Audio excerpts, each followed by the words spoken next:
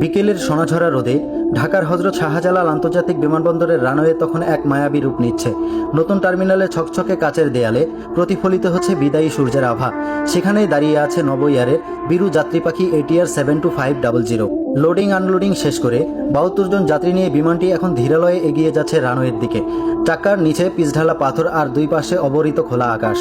বিমানের ভিতরে জানালার পাশে বসা ছোট্ট এক শিশু, নাম তার আরিয়ান।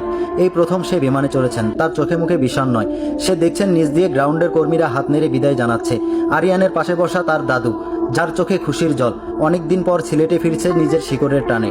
ককপিট থেকে পাইলটের ঘোষণা শোনা গেল, ক্যাপ্টেন বলছি, আমরা এখন রানওয়েতে আছি, কিছুক্ষণের মধ্যেই সিলেটের উদ্দেশ্যে ডানা মেলব। ইঞ্জিনের গর্জন শুরু হতেই আরিয়ান তার দাদুর হাতটা শক্ত করে ধরল। সে ভাবছে, আমি কি এখন সত্যিই মেঘ ছুঁতে পারবো? দাদু হাসলেন। ছোট্ট এই বিমানটি শুধু 72 জন যাত্রী বহন করে না, বহন করছে কারো ফেরার আকুতি, কারো প্রথম ভ্রমণের রোমাঞ্চ, কারো প্রিয়জনকে দেখার অপেক্ষা। বিমানটি যখন রানওয়ে ছেড়ে আকাশে ডানা মেলল, নিচ থেকে মনে হচ্ছিল একটি সাদা গাংচিল পরন্ত বিকেলের কমলা আকাশে হারিয়ে যাচ্ছে। ঢাকার ব্যস্ততা নিচেই পড়ে রইল, আর সামনে দিগন্ত বিস্তৃত সবুজ চায়ের বাগানের শহর সিলেট। 1 মিনিটের এই উদ্রয়ন আসলেই শুধু যান্ত্রিক যাত্রা নয়, এটি একাকার স্বপ্ন আর ভালোবাসার গল্প, যা প্রতিদিন আমাদের প্রিয় মাটিকে মেঘের সাথে মিলিয়ে দেয়।